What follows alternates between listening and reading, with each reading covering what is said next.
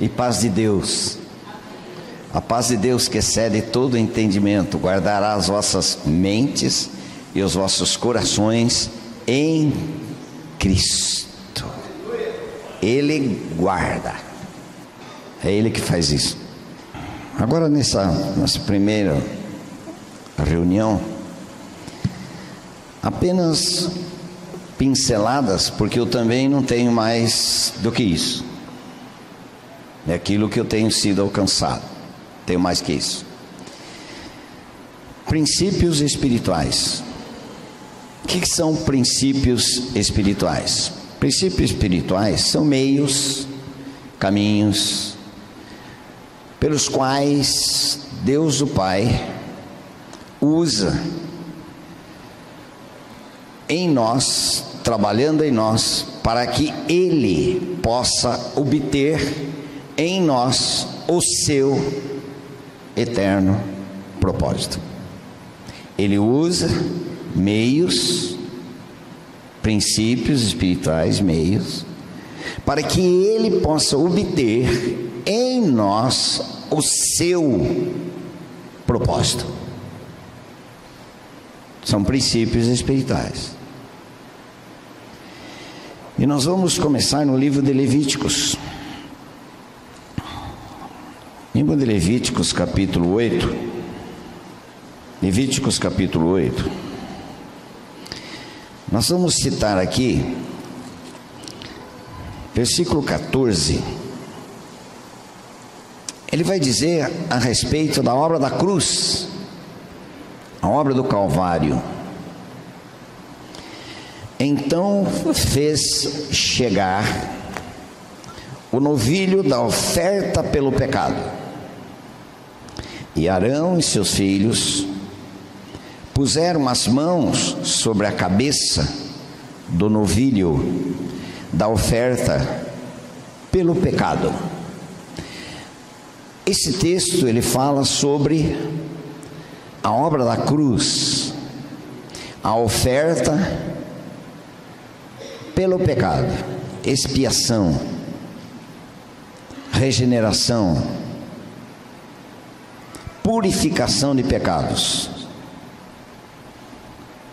Primeira coisa que o Senhor fez, essa linguagem do Velho Testamento, um cordeiro é oferecido. No Novo Testamento é um cordeiro trazido pelo próprio Deus. Em João 1,29 diz: eis o Cordeiro de Deus. No Velho Testamento, o Cordeiro do homem, o homem que trazia o animal e oferecia. No Novo Testamento, o próprio Deus traz o seu Cordeiro, o Cordeiro de Deus. No Velho Testamento, perdão de pecados. O homem vinha com a sua oferta pelos seus pecados, oferecia, ele colocava a mão na cabeça desse animal como transferência. Ele está me substituindo. Obrigado, irmão. No Novo Testamento, Deus traz o seu cordeiro, e esse cordeiro não apenas, como o Velho Testamento, o sangue cobria, propiciação, propiciatório. O que era o propiciatório? Era a Arca da Aliança, que estava no Santo do Santo, ou no Santíssimo Lugar. A Arca da Aliança, ela era composta de ouro por fora, ouro por dentro, e no meio deste ouro era feito de madeira de acácia. O que simbolizava isso? Natureza e glória do Senhor Jesus Cristo. Ouro fala de vida, natureza e da pessoa gloriosa do Filho. Ouro, glória de Deus. madeira, natureza humana do nosso Senhor Salvador Jesus Cristo. Tudo aquilo que estava na arca apontava para a realidade da pessoa e obra do Senhor Jesus Cristo. Matava um animal, derramava sangue, sumo sacerdote, ele sacrificava um animal para a purificação dos seus pecados, sacrificava outro animal, trazia sangue para apresentar diante de Deus, e Deus, olhando o sangue, o que significa sacrifício? Uma vida foi oferecida. E o que significa o holocausto? Todo queimado. Ele oferecia sangue alheio, sangue de um animal que era oferecido. Colocava o sangue ali na tampa da arca, chamado propiciatório. O que é propiciatório? Lugar de encontro, ponto de misericórdia, onde trazia o sumo sacerdote, trazia os pecados do povo, na figura dele, trazia o sangue como purificação dos pecados e apresentando a Deus, Shekinah, o encontro de Deus com os homens por um sacrifício, e ali havia perdão de pecados, reconciliação. Em Cristo na cruz, Deus o Pai, 2 Coríntios 5:19, Deus o Pai estava em Cristo, na pessoa de Cristo, lugar de encontro, ponto de misericórdia, ponto de encontro entre o pecador e Deus, porque no corpo de Cristo Ele nos atraiu no seu corpo ali na cruz. Houve uma reconciliação. Deus o Pai estava em Cristo, reconciliando consigo mesmo o mundo. Velho Testamento, ali havia também reconciliação, perdão. O que diz Hebreus? Sem derramamento de sangue não há remissão de pecados. É isso que está dizendo em Levíticos capítulo 8. Então fez chegar o novilho da oferta pelo pecado. Regeneração, novo nascimento, a obra do Calvário, a obra da cruz. Mas nós fomos nascidos de novo, fomos regenerados, fomos perdoados, fomos feitos em Cristo filhos e filhas de Deus, pela vida do Filho, com letra maiúscula. Que gloriosa, que poderosa salvação. A salvação é o tamanho do Salvador. A salvação é tão grande quanto o Salvador é. Por isso que importa que nos apeguemos com mais firmeza às verdades ouvidas, para que jamais nos desviemos. Esta plena e poderosa salvação para aquele que foi salvo nunca mais deixará de ser. Nunca mais. Porque quem realizou esta obra poderosa não foi nossa, realizada por nós, mas foi realizada por esse Deus na pessoa do Filho, poderoso. Ele é poderoso para nos guardar de tropeço e nos apresentar diante do Pai imaculados. O Senhor reina no interior dos que nasceram de novo. Esta obra do Calvário, da regeneração, uma vez salvo, salvo para sempre. Amém, amém e amém. Porque não foi obra do humana, mas do Deus que se tornou homem, identificou conosco, para livrar nós de nós. Porque o grande problema para mim sou eu. Nós atribuímos às outras pessoas. Por que eu estou em crise? Porque eu sou essa crise. Por que eu vivo amargurado? Porque eu sou uma pessoa amargurada. Porque eu sou uma pessoa cheia de melindre. Porque eu tenho problemas interiores não tratados. Porque todo mundo está errado para mim. Porque eu sou uma pessoa errada e não assumo. Como é fácil culpar os outros. No livro de Gênesis, foi a mulher que tu me deste. Depois, foi a serpente. Quer dizer, ninguém tem culpa. Se eu vivo uma vida triste, amargurada, ressentida, é porque tem feridas no meu interior que precisam ser curadas. E para que elas sejam curadas, o Senhor vai colocar sua luz para mostrar para mim que eu tenho problemas que precisam serem curados e tratados. Mas o nosso assunto não é esse, né? Mas quem diz que não? A obra da regeneração está no versículo 14. Nós já lemos. Volta lá em Levíticos. Versículo 22.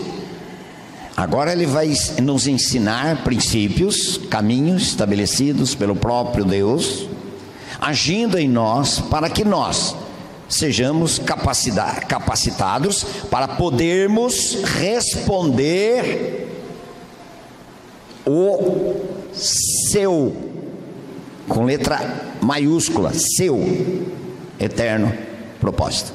Responder ao Pai. É como o pastor disse aqui já. A obra da regeneração é para nós. Louvado seja o Senhor que Ele nos incluiu nisso. Mas não é para nós.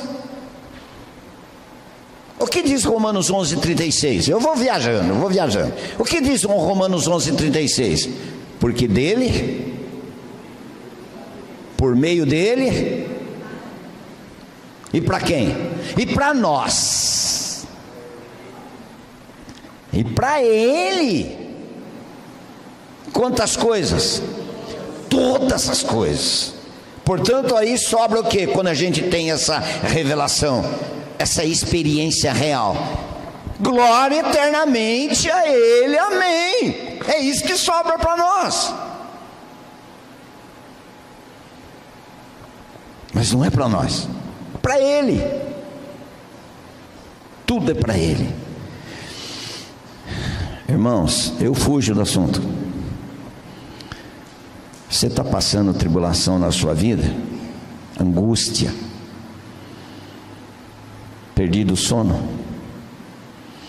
Todos nós temos essas experiências. Não esqueça, porque Deus te ama tanto, tanto, tanto, que Ele quer trabalhar na sua vida através dessa circunstância.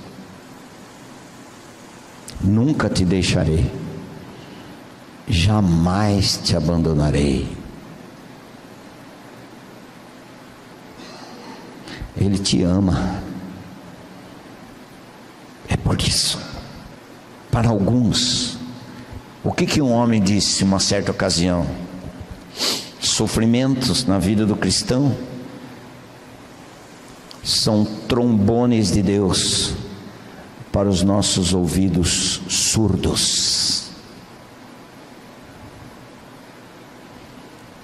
É um trombone de Deus, chama a nossa atenção.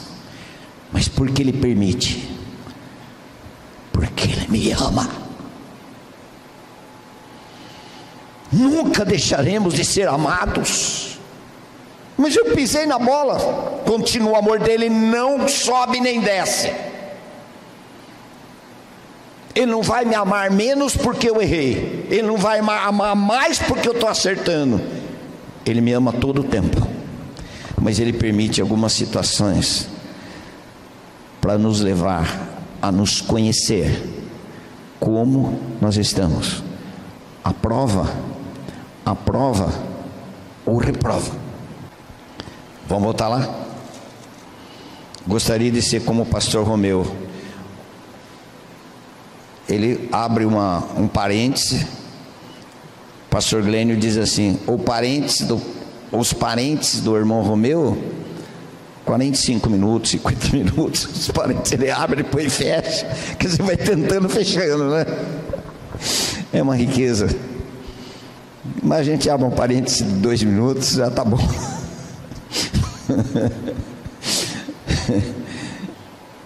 Vamos lá, versículo 22. Então fez chegar o outro carneiro, agora o carneiro da consagração.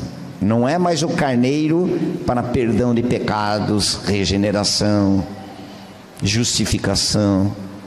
Voltavam justificados para sua casa no Velho Testamento, mas depois eles tinham que repetir constantemente o sacrifício. Em Cristo, um único sacrifício, de uma vez para sempre, pelos pecados. Mas agora aqui é o carneiro da consagração, com o sagrado. Viver com o sagrado. Como viver com o sagrado? Uma vida consagrada, uma vida colocada à parte, como santos, colocado à parte de tudo e de todos. Nós fomos colocados à parte pelo próprio Deus, para respondermos para aquilo que fomos chamados. Para aquilo que fomos chamados. Para que fomos chamados? Aí é uma longa história. Senão eu vou viajar aqui, não quero. Vamos continuar aqui. Consagração. E o que ele fez? E Arão e seus filhos puseram as mãos sobre a cabeça do carneiro. Transferência. Em Timóteo, o Senhor diz: você não coloque a mão sobre qualquer cabeça. Em alguns lugares tem algumas irmãs, principalmente irmãs, depois ao término de alguma reunião, ele diz assim: irmão, eu quero orar pelo irmão, eu quero impor as mãos sobre a sua cabeça. Eu falei: não, irmão, obrigado, pode orar assim mesmo. Pode orar assim mesmo. Porque esse gesto que Jesus fazia, colocava as mãos, é como transferência. Não deixe alguém colocar a mão na sua cabeça sem que você conheça esta árvore. Pelos frutos se conhece a árvore. E nem imponha as mãos sobre qualquer cabeça. Eu não vou ver agora Timóteo. Ele fala, ele recomenda. O apóstolo Paulo chamando a atenção de Timóteo. Imposição de mãos, como transferência. O que acontecia aqui como imposição de mãos? Substituição, como transferência dos pecados do pecador naquele cordeiro. E o cordeiro pagava a dívida diante de Deus. O Senhor Jesus não pagou a nossa dívida? Colossenses 2,14, um dos textos, tendo cancelado o escrito de dívida que constava contra nós, em suas ordenanças, removeu-os inteiramente, encravando na cruz. Não sobrou um pecado para contar a história. Louvado seja o nosso Senhor. Livre para sempre, perdoados, libertos da velha vida, mas nós temos que continuar sendo libertos da velha vida no Espírito, eternamente libertos da nossa natureza do pecado, natureza de Adão. Agora nós precisamos continuar sendo salvos e libertos da nossa natureza terrena, nossos sentimentos, emoções, mágoas, ressentimentos que trazemos às vezes do ventre da mãe, nossa alma. É necessário continuarmos sendo para os eternos propósitos do Pai. Agora o que ele diz aqui? O que aconteceu? E Moisés o imolou aquele animal, e tomou do seu sangue, e pôs, alguém disse assim, ele tomou do seu sangue, então ele bebeu o sangue? Não, ele pegou o sangue, e pôs sobre a ponta da orelha direita de Arão, e o que mais? E sobre o polegar da sua mão direita, e sobre o polegar do seu pé direito. Princípios espirituais.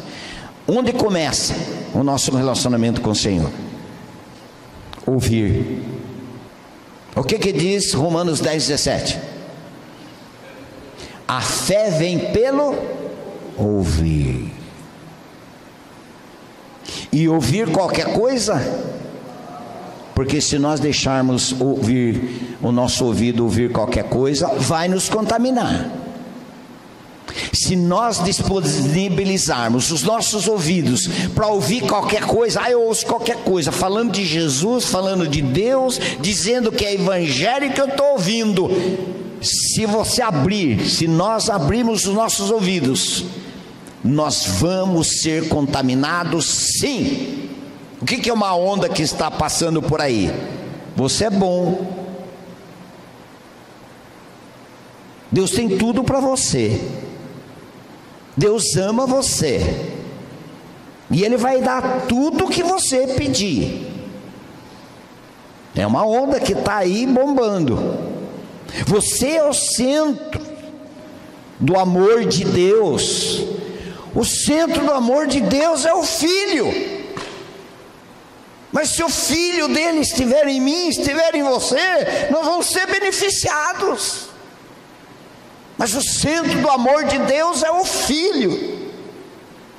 Ele faz tudo para o Filho, e o Filho faz tudo para o Pai. Quem faz essa ligação e nos inclui nisto? O Espírito Santo de Deus. O Espírito da comunhão, o Espírito Santo, glorioso.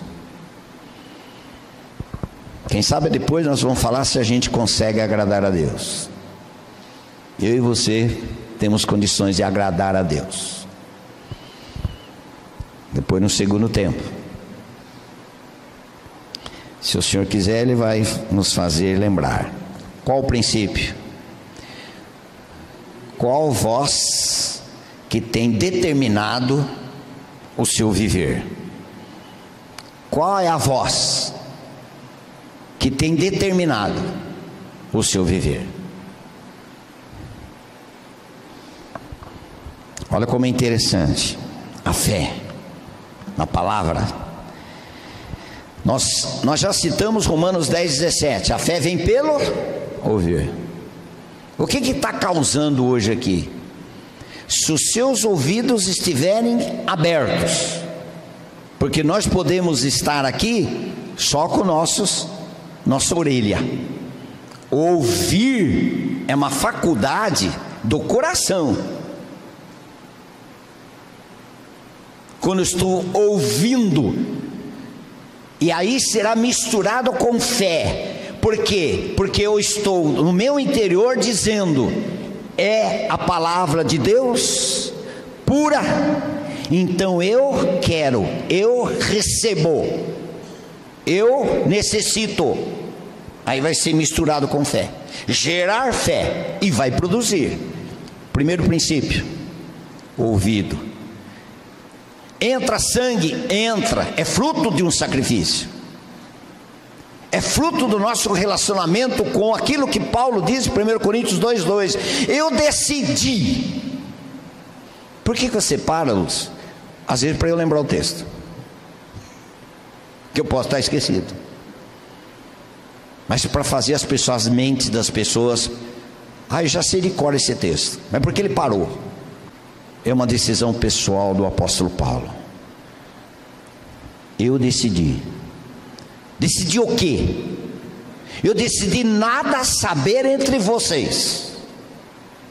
Eu decidi nada saber entre vós, senão esse eu decido saber. Isso eu quero saber. Senão a Jesus Cristo e este crucificado. Se vem desse princípio de Deus, se caminhar de Deus, se a revelação de Deus através do Filho, vida do Filho, morte, sepultamento e ressurreição, e os efeitos desta obra da encarnação, do viver, do nos incluir, nos ressuscitar, e agora Ele vem viver no interior de todos aqueles que Ele atraiu no seu corpo na cruz. Ele vem viver no interior de cada um desses.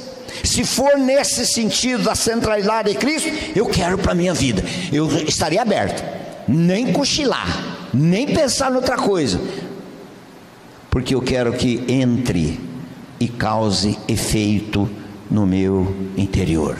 Por que essa intenção? Porque eu quero estar equipado para poder responder para aquilo que eu fui chamado. Não é para mim. A fé vem. Tem uma linha aí dizendo: puxa vida, agora está despertando a fé que eu sempre tive, mas não sabia que tinha. Você nunca teve. Porque a fé vem. Vamos lá em Atos capítulo 3, versículo 16. Depois aquela cura, aquele milagre. Versículo 16. Pela fé em o nome de Jesus, é que esse mesmo nome fortaleceu a este homem, que agora vedes e reconheceis. Sim, sim, que continua? A fé que vem por meio de Jesus.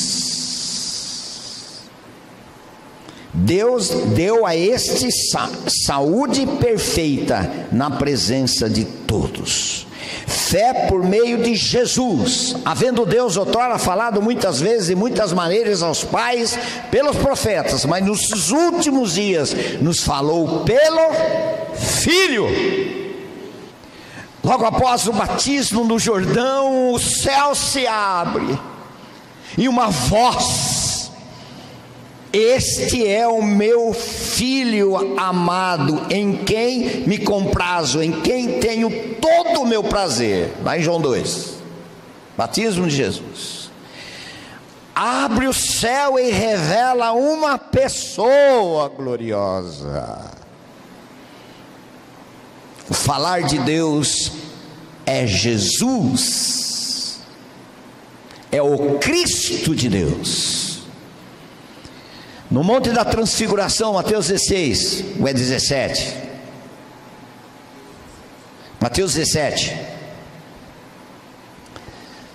O céu se abre mais uma vez, e ouve-se uma voz: este é o meu Filho amado, em quem tenho todo o meu prazer, ou quem me comprazo, a Ele ouvi.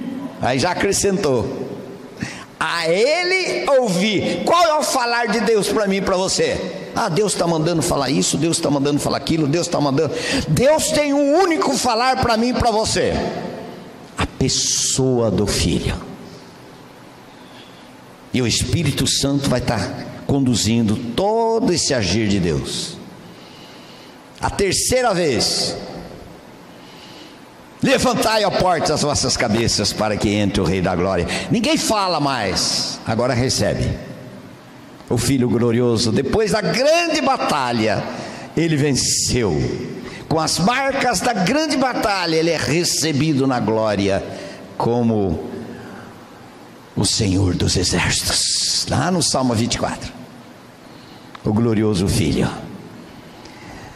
E Ele estará lá quando eu e você partirmos daqui. Estará lá, e nós vamos sentar naquela mesa gloriosa, e Ele vai estar conduzindo aquela ceia. Eu e você estaremos sentados lá e dizendo: como eu cheguei aqui, foi graça, foi graça, foi graça, pela graça de Jesus eu estou aqui. Isso nós precisamos ouvir, para que haja uma produção para Deus no nosso interior. Primeiro princípio, ouvir. Segundo, sangue no polegar direito.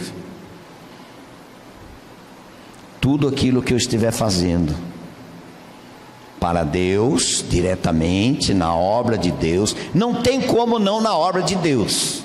O meu Cláudio exatamente foi em cima da mosca. Tudo. Ele citou 1 Coríntios 10:31.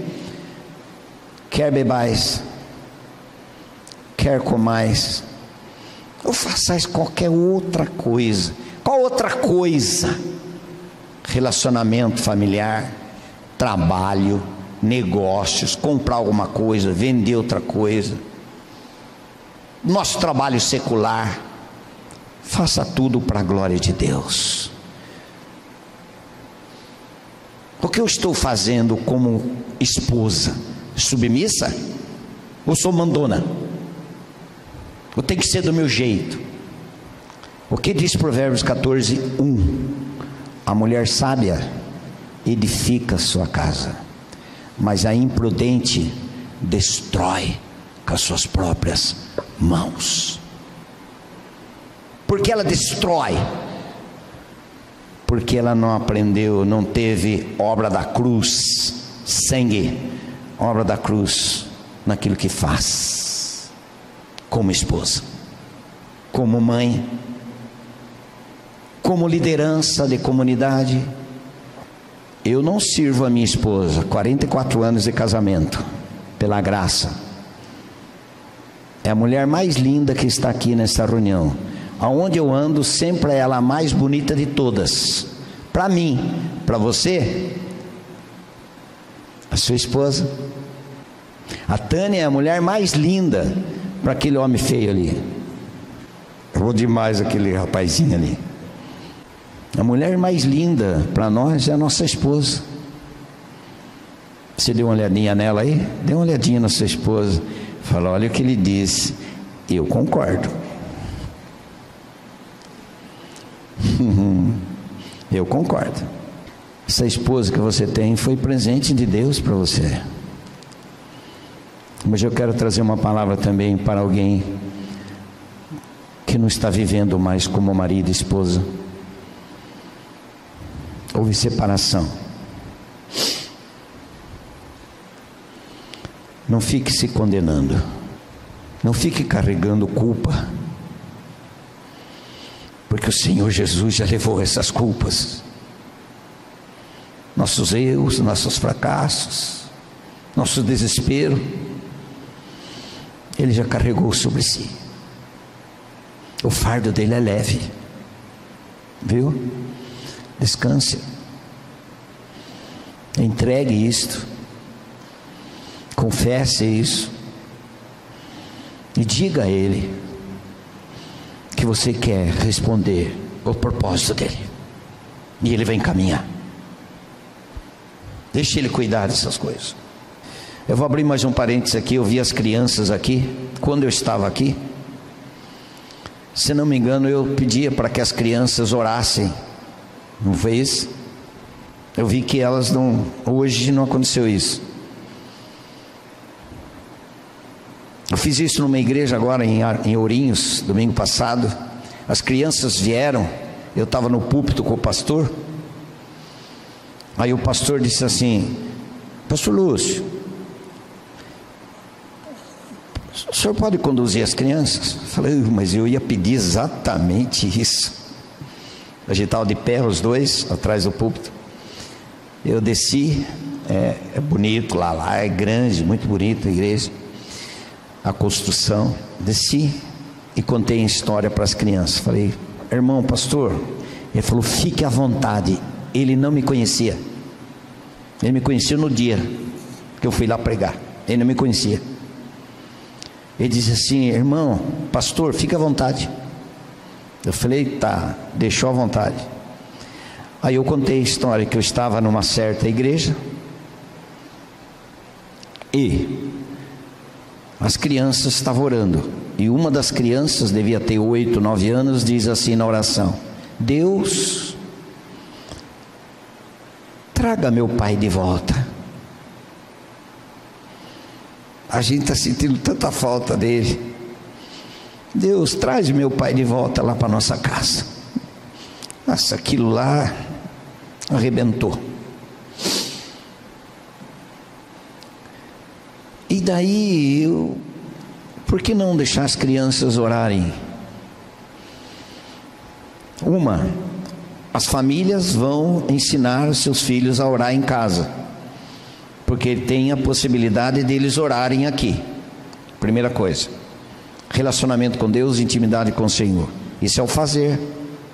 Eu estou no assunto do fazer. Resultado daquilo que ele já fez pela fé no meu interior.